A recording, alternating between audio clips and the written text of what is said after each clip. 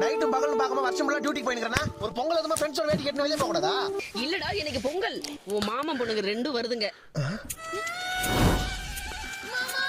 நீ சின்ன வயசுல பார்த்தது இப்ப ரெண்டும் வளர்ந்துருச்சுங்க. மாமன் பொண்ணுங்களா? அம்மா, மாமன் பொண்ணுங்களா வருதுங்க? ஆமாடா. சரி சட்டை போட்டு நீ என்ன பண்ற? கரும்பு, மண்பானை, அரிசி, பழம், ஸ்வீட்டு, பலகாரம் இதெல்லாம் சீக்கிரமா வாங்கிட்டு வா, போ.